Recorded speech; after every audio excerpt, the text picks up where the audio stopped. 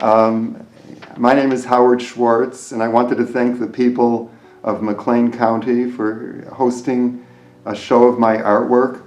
The show will be up through the month of June, and I'm so proud to see and to have the work hanging here. I've been an artist for many years, and I was a teacher for many years, and now in retirement I've chosen to exhibit my work more than before. I have a BFA degree in fine art, painting and drawing, an MA degree and an MFA degree in painting and drawing from the University of Wisconsin in Madison. So I've been doing this for a long time, and an equally long amount of time I've been studying the history of my family and collecting artifacts, documents, and photographs related to that history. And that is the inspiration for the art that I'm producing, the images of the people that I've been trying to document their lives and to preserve their memories in many ways, including through these paintings. I want it to be known, though, that the paintings, while I know who the people are, if offered the opportunity to give an artist's talk, and as I've done that in many previous instances, I'll usually start by talking about who the people were and some of their stories. But then I've thought that that sort of shortcuts what the viewer might bring to the art. If I tell you that the painting is a portrait of my grandfather, let's say, maybe you'll feel that you can't relate to it quite as much as if it was just a kindly old person, and you could make up whatever story you want. Actually, I have a website, and if you go to my website, I do talk about who the people are and a little bit about their lives, so you could read about that if you choose to. But for this exhibit, I've given the paintings titles that are not specific to the people. I don't label who this is or where they came from, or specifics about their life. Like Whistler's mother. Nobody really cares who Whistler's mother was or where she came from. You know, it's just a great painting, and not that my work is the quality of Whistler's, but it's the same sort of thing, that these are inspired by family, and that's my jumping off point.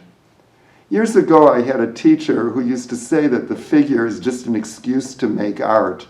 It was a life drawing class, and of course now I understand what he meant by that. Again, given that these are the people who inspire the art and who I use as a jumping off point to make art. The final product, it's art, and the considerations that I use when producing these paintings, it's all art considerations. In fact, in some of my works, the figures are minimal. And lately, and not in this show, I've produced paintings that the people just disappear altogether, that the background becomes, I call that portion of my portfolio family background. But I find, though, when I make those kind of paintings, that it sort of runs dry. I could make lots of those paintings, and they really don't have the same meaning to me. I'm going to be the one who owns all of these things, or most of them, and it just rings hollow, pure art for me. It doesn't have that personal message that the inclusion of the people help to create in my paintings. So I'm passionate about art, and I'm passionate about the family history. And I actually made a list of things that I enjoy as part of the process of creating art. So if you're a fellow artist, maybe you'll relate to what I'm about to say. And if you're not an artist, then maybe you'll get a feel for what goes on behind the scenes, what goes through my thought process in creating these works of art.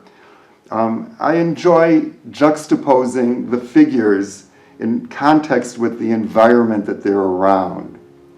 I enjoy applying media in interesting and different ways, being very creative with media. Lately, in fact, this show involves paintings from the last few years of my production, from 2018 to 2021. And during that time, media has changed probably more than the images or the compositions themselves. I've started to add things like wheat paste, paper mache, lithocrayon that I used to use years ago in drawing. I enjoy that because when you dip it into water, it creates these wonderful black marks and lines.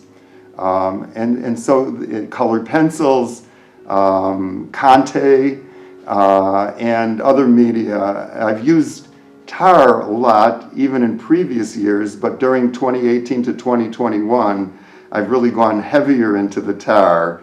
I like how you could smear it and make textures, and I've done different things using tar. So anyway, I enjoy discovering new media that extends the vocabulary of each painting. If I was just to use paint over and over again, I think I'd get kind of tired of that. So that's always an exciting part of my the discovery of new media that adds to the message. I enjoy the look of ruin and and making surfaces look like they've been affected through time and through wear. Now that's not true in all of the paintings, but it is something that keeps coming back to me, that the painting itself is an artifact, just like the people that are being portrayed are left over from a previous time.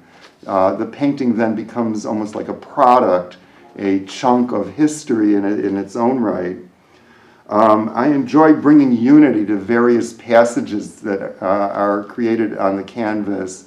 So I'm in the process, and I'll create something here, and this looks good, and I've worked on various sections of the painting, but somehow or other it has to work as a totality. And so bringing unity to it is a great challenge for me. It doesn't always work, and I'll get to that displeasure shortly.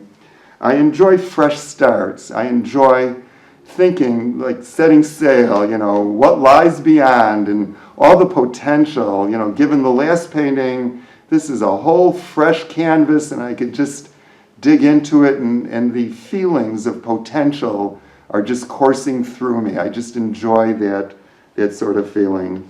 I enjoy getting a handle on the art.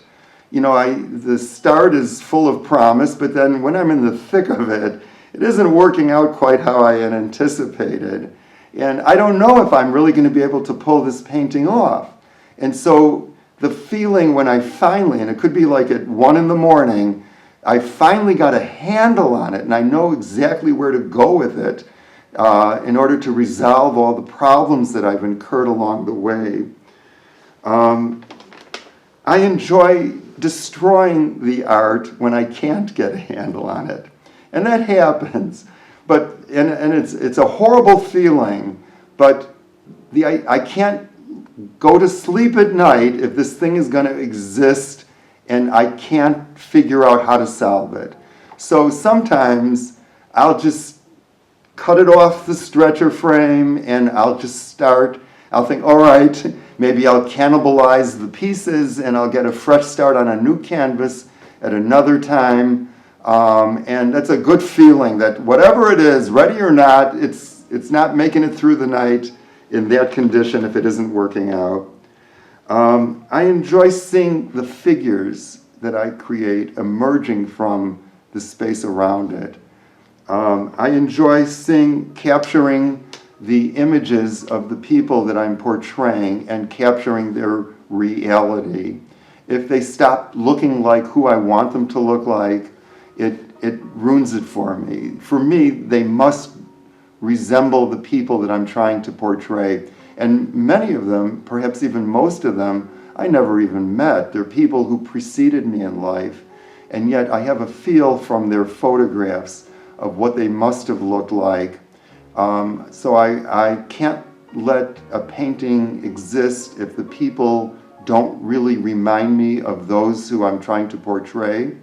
I can't let a painting exist if the space doesn't feel natural. I'm not going to have Chagall-like figures floating around and so forth. Those are important things for me that are set and they can't work around. I must have those things working for me. I enjoy the subtractive process. Sometimes I'll add material or add media and add it, and then sometimes I'll paint out sections to simplify them or rip off collage elements or scrape off material. And so there's a subtractive process that I enjoy as well as the additive process. I enjoy, this should have been last, but I enjoy sharing what I create with the public. It gives me a sense of completion. I worked for years and I have hundreds and hundreds of paintings I own related to this theme. And so if I only did them and hung them in my living room or threw them into my own storage area, they wouldn't give me the same gratification as sharing them with the public. I enjoy artists from the past, in particular Anselm Kiefer, who's still alive. I really love his work, maybe the most out of all artists. Recently passed away, not that long ago, but a decade or two, Antonio Tapias and Cy Twombly. Even though my work doesn't look anything like those guys, and I keep trying to make it look like their work, but I still feel for what they were doing. And I also enjoy seeing unexpected resolutions to paintings, things that I might not have even thought of when I began the work. I'll suddenly produce something that's very realistic looking, like, oh my, where did that come from? Or things that I didn't even know I could do. And so that's a great pleasure for me. I enjoy the suggestion of landscape or the space or the world beyond the figures.